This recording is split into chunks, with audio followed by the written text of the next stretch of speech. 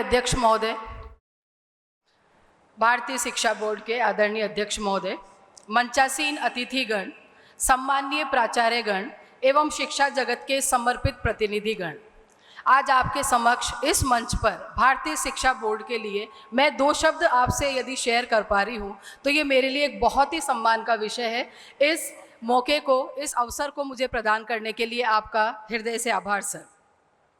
आज इस वैश्वीकरण के युग में जहां हमारी संस्कृतियों की सीमाएं धुंधली हो रही है, वहां भारतीय शिक्षा बोर्ड एक पुनर्जागरण का संकल्प लेकर सामने आया है। मैं यहाँ बताना चाहूँगी, मैं आज यहाँ आपके समक्ष खड़ी हूँ अकलंक विद्यालय एसोसिएशन की तरफ से, जिनके हमारे अकलंक विद्यालय रामपुरा, अकलंक विद्यालय मंडाना, अकलंक विद्यालय बसंत विहार, हमारा बीएड कॉलेज और पीजी कॉलेज करके 5 संस्थाएं संचालित है। हमारे अध्यक्ष, अकलंक विद्यालय के अध्यक्ष श्री पीयूष जैन बज्जी ने मुझे नवंबर के माह में एक सुअवसर प्रदान किया। उन्होंने मुझे कहा कि नीता मैम, आप एक बार इन बुक्स को, उन्होंने मुझे सलाह दी और कहा कि आप एक बार इन बुक्स को देखिए, पढ़िए, समझिए कि इन पुस्तकों में क्या दिया गया है। और महोदय, मैं कहना चाहूँगी, न सिर्फ एक प्रिंसिपल के रूप में बल्कि एक शिक्षक के रूप में, एक लेखक के रूप में और एक रिसर्च सुपरवाइज़र के तौर पे भी मैंने उन बुक्स का 3 महीने तक गहन अध्ययन किया।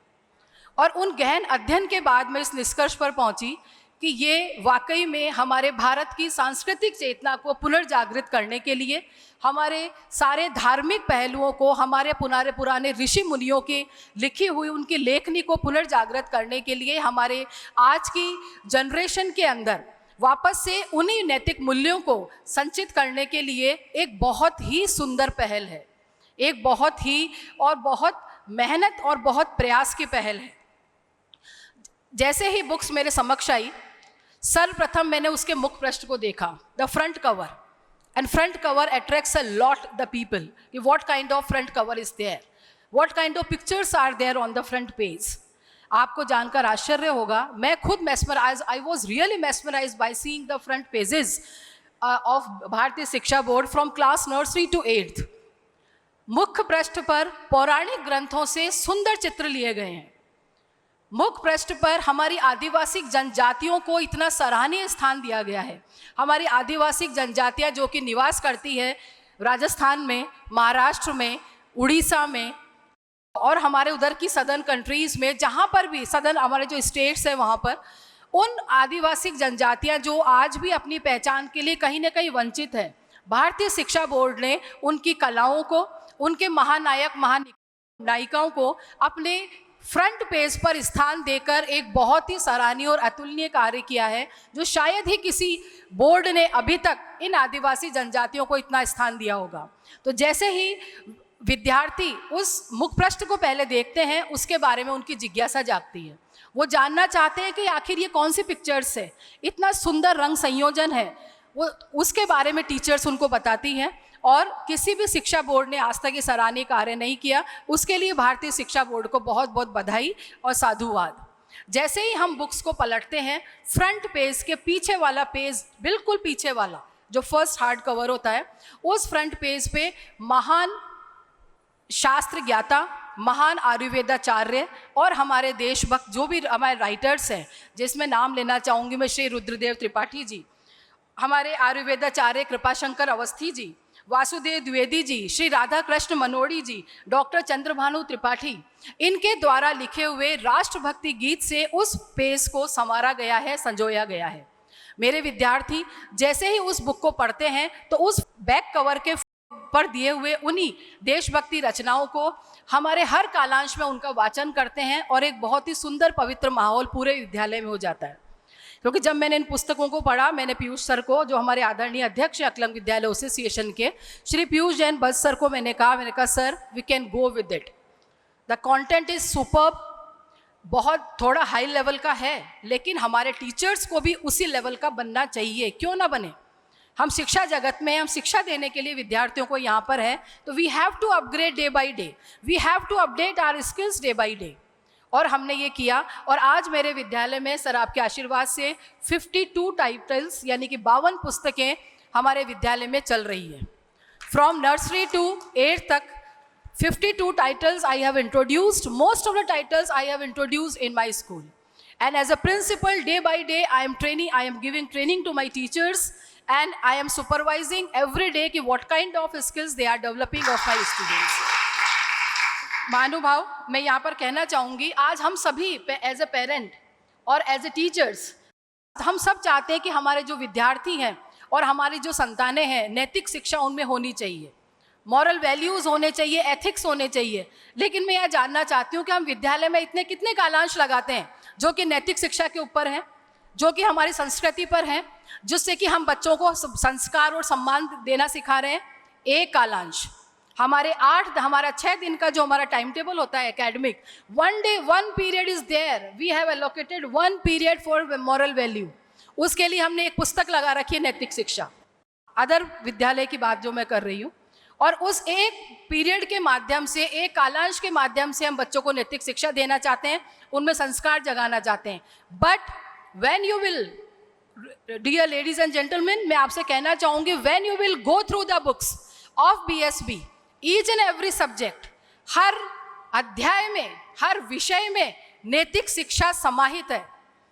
हर चैप्टर के अंदर आपको वहाँ पर वही संस्कार, वही संस्कृति, वही एथिक्स, वो सब मिलेंगे जो आप एक पुस्तक के माध्यम से देना चाहते हैं।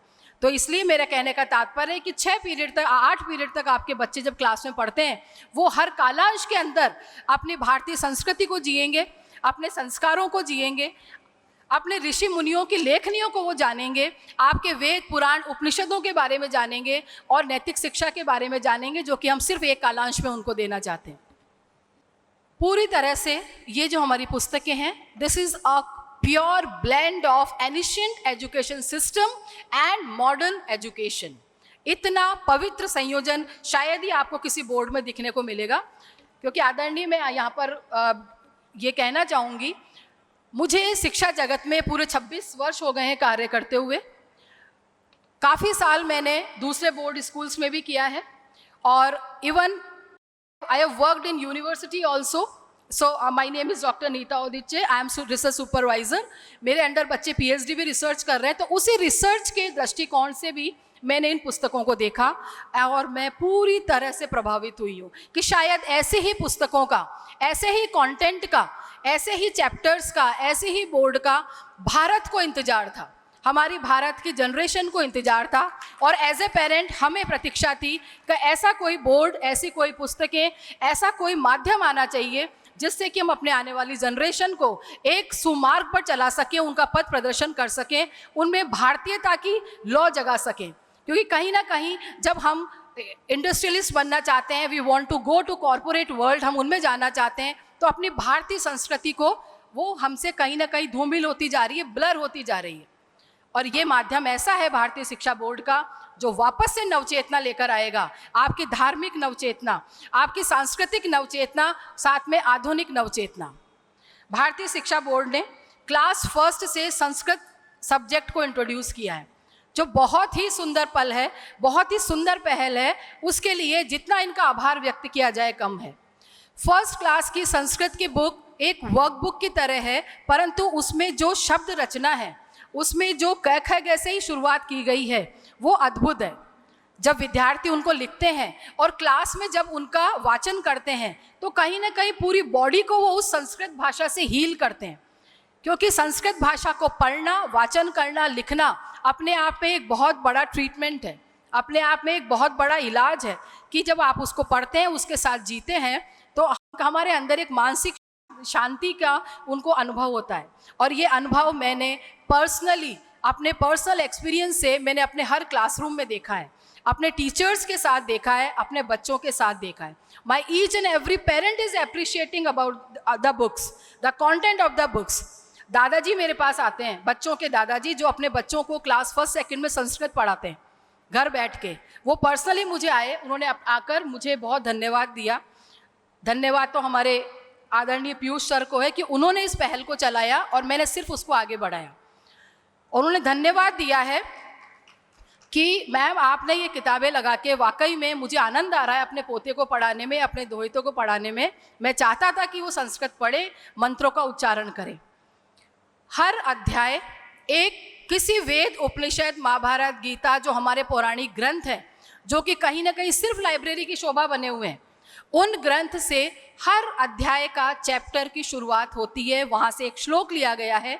वो श्लोक बिल्कुल रेफरेंस टू कॉन्टेक्स्ट होते हुए वो श्लोक उस चैप्टर को, उस पाठ के बिल्कुल समायोजित करके उस श्लोक को वहाँ पर रखा गया है जिससे चैप्टर की शुरुआत होती है। वो 2 लाइन का श्लोक, उसका हिंदी में एक्सप्लेनेशन है, फिर इंग्लिश में भी एक्सप्लेनेशन है। If the students are somewhere not able to understand, then we can explain in English also with Hindi. उस श्लोक को बच्चे पढ़ते हैं, वहाँ नीचे लिखा हुआ है कि कौन से ग्रंथ से वो श्लोक लिया गया है, और फिर बच्चे उसका आनंद करते हैं और टीचर्स भी उसके बारे में समझाते हैं। मैम आप तो ये बताओ ईमानदारी से, आपने इसको लागू किया एज ए प्रिंसिपल और आपने कहा मैं 20-25 साल से कर रही हूँ। मैं जो आपके सामने एक बात रखना चाह रहा हूं कि भारतीय शिक्षा बोर्ड जो परिवर्तन करता है, हमारे 40 से 50 स्कूल इस संभाग से जुड़ चुके हैं, उनमें से कुछ लोगों ने किताबें लगाई, कुछ नहीं लगा पाए। उन्होंने अपने टीचर से चेक करवाया तो कुछ तो इसलिए नहीं लगा पाए कि कमीशन का चक्कर था, जो गलत है। कुछ इसलिए नहीं लगा पाए, टीचर समझ ही नहीं पाया कि इतनी शानदार किताब है, उसके स्तर से ही गुजर गई। आप समझिएगा, कुछ क्या क्या अलग तरीका।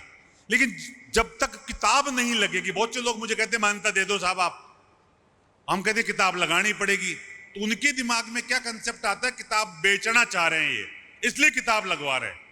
पर अगर मैडम को सुनने के बाद आपको अभी भी एक बाकी है तो बताओ मुझे। इसलिए नहीं कर रहे किताब बेचना चाहते, किताब बेचना मकसद नहीं है बोर्ड का। बोर्ड का मकसद है बच्चे में बदलाव लाना। अब बदलाव कैसे आए बताओ मुझे आप, बदलाव कैसे आए? बोलने से तो आएगा नहीं, बदलाव आएगा उस किताब के माध्यम से। मैडम ने एक लाइन कितनी जोरदार बोली कि हम नैतिक शिक्षा कितनी देर पढ़ा लेंगे, आधा घंटे का पीरियड।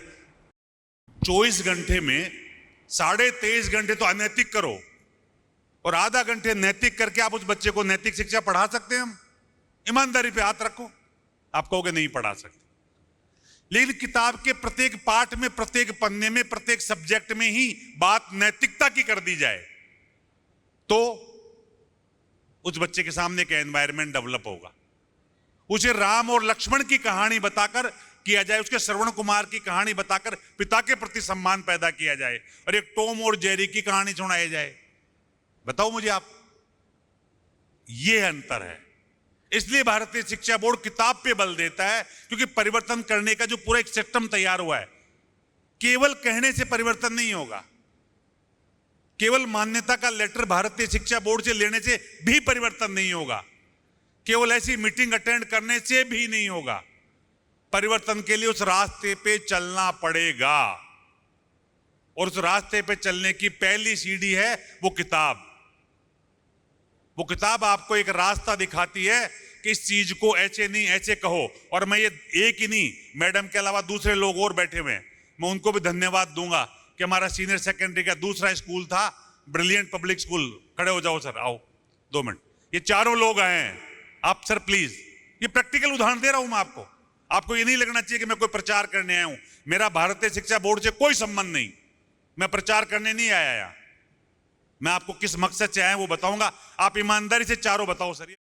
हमारे लिए सबसे पहले, जैसे कि सर ने मैम अभी बता भी रही थी, बुक्स जब हमें पता चला अनिल सर के माध्यम से कि भारतीय शिक्षा बोर्ड की एफिलिएशन का प्रोसेस स्टार्ट हुआ है और ये सब चीज़ें चल रही हैं, तो एफिलिएशन तो में इंटरेस्ट तो एक अलग विषय है। सबसे पहले मैंने दिव्य प्रकाशन की वेबसाइट पे जाके सारी बुक्स ऑर्डर की, और मैं ये देखना चाह रहा था कि व्यक्तिगत रूप से कि वास्तव में बुक्स किस तरह की हैं, उसमें क्या है।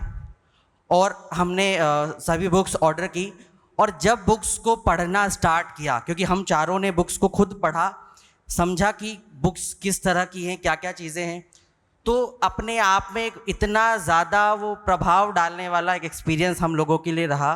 क्योंकि अभी तक कई सारे बुक्स देखते हुए आए हैं, स्टोरीज़ भी पढ़ाते हैं, पर अभी तक वो स्टोरीज़, अगर हमें स्टोरी ही पढ़ानी है तो वो विलियम के बारे में क्यों पढ़ाई जाए? क्या हम कालिदास के बारे में नहीं पढ़ा सकते? अगर हमें कोई भी चीज़ सिखानी है तो कहीं ना कहीं जब तक हम उसमें हमारे एनवायरनमेंट का, हमारे आसपास की सराउंडिंग का इनपुट नहीं डालते तो बच्चा कनेक्ट नहीं कर पाता।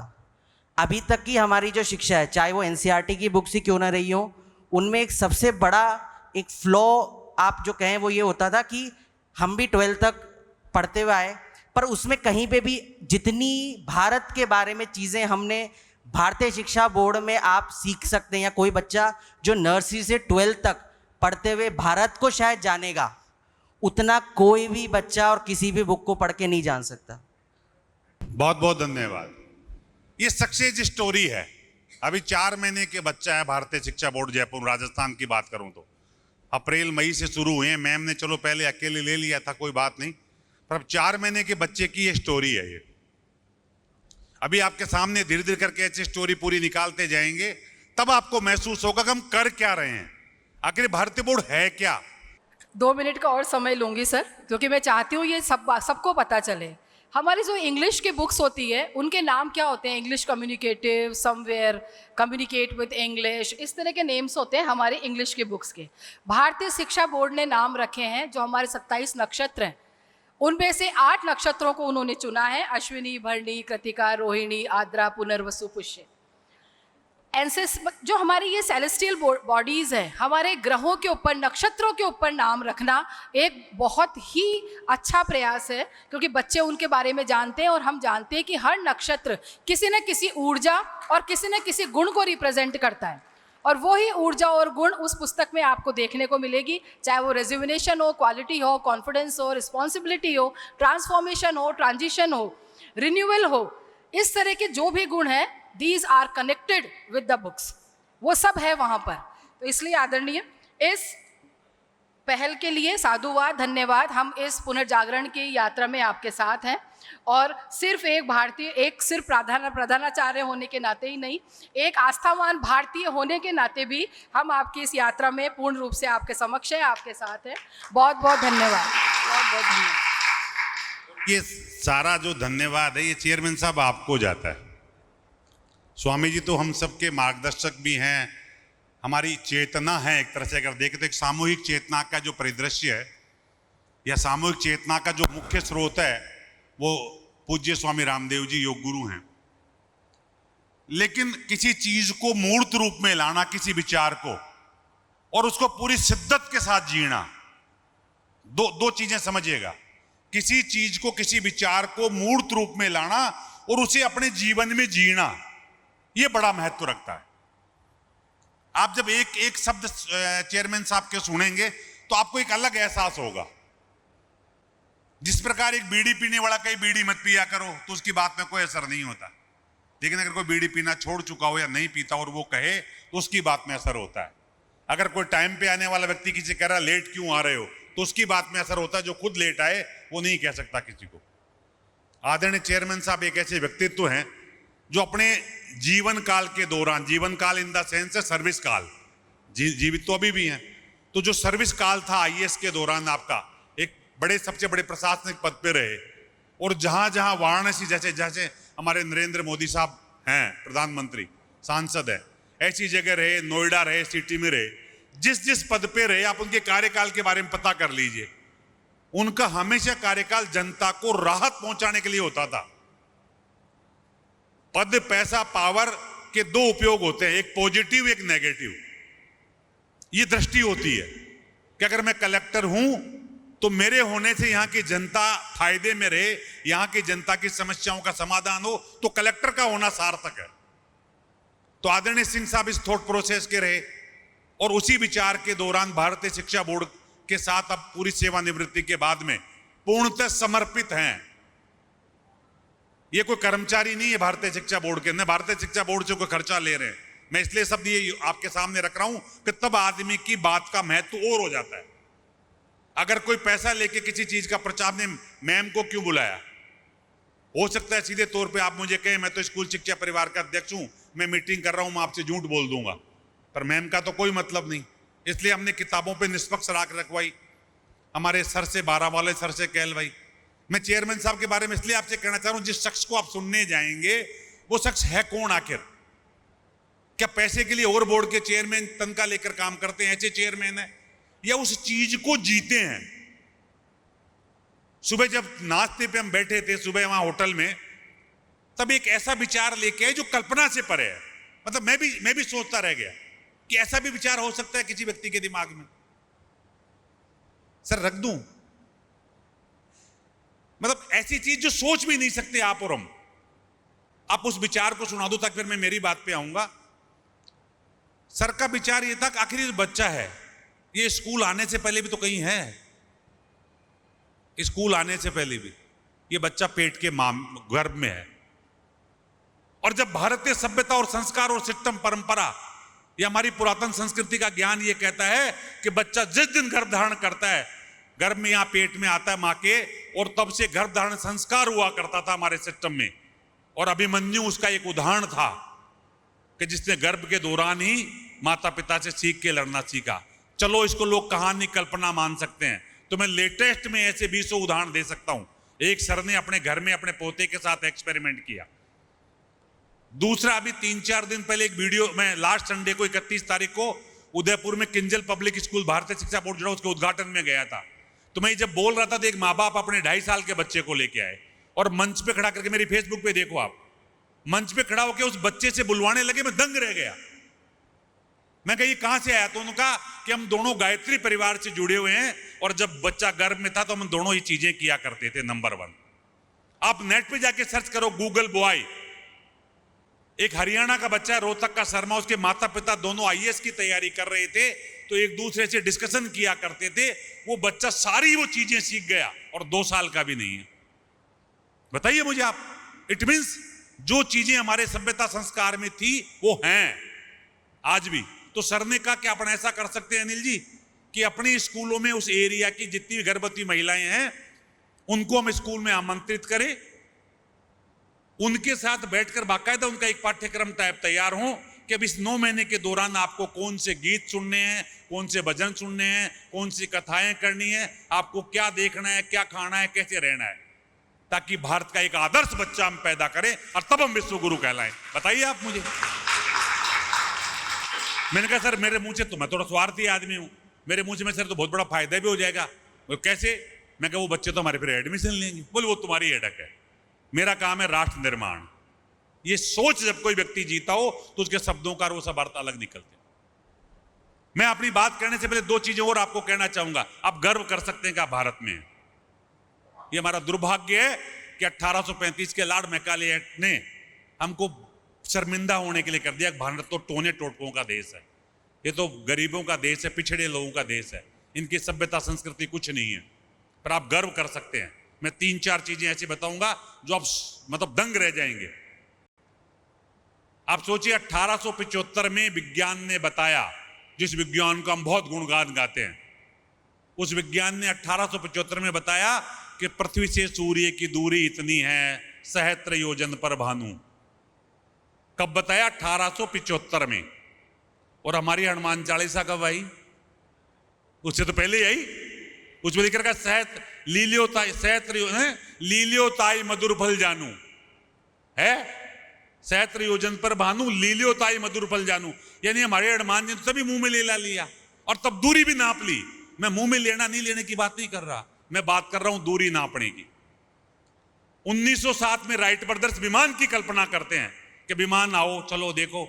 हमारी तो रामायण में विमान था, पुष्पक विमान था, इनके विमान से बेटर था, खराब खराब ही नहीं होता था, पेट्रोल डीजल नहीं, सच इच्छा से उठता था। ये तो फिर भी क्रैश कराते रहते हैं। अब आपको वो कल्पना थी रामायण, मान लो, तो कल्पना भी पहले किसने की विमान की? बताओ मुझे आप। भाई कल्पना थी, कल्पना भी तो हमने कर ली।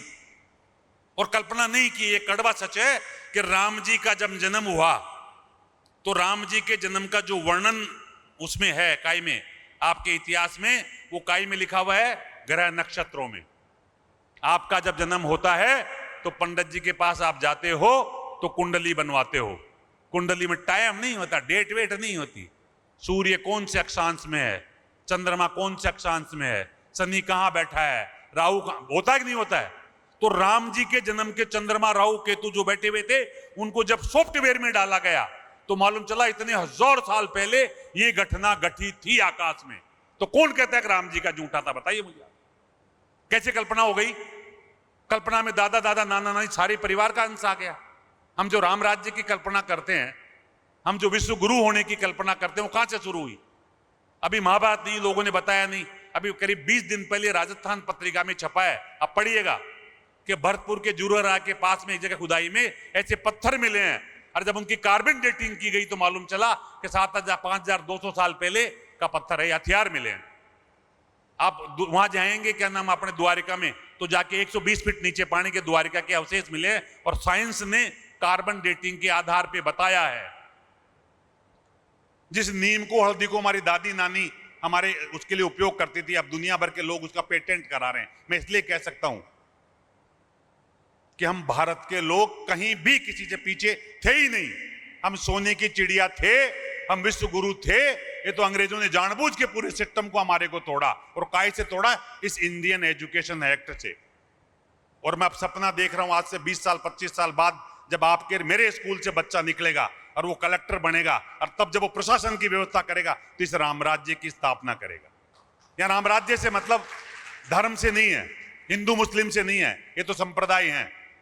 रामराज्य का मतलब जहां प्रजा के दुख के आधार पे, प्रजा की बात के आधार पे फैसले हो, जहां कोई तकलीफ में नहीं हो, जहां राजा भी अपनी सब चीजों का त्याग कर सके एक प्रजा के एक सवाल पे, इसे रामराज्य कहते हैं। ये कंसेप्ट जिस दिन मेरे भारत में आएगा और तभी हम विश्व गुरु बन पाएंगे।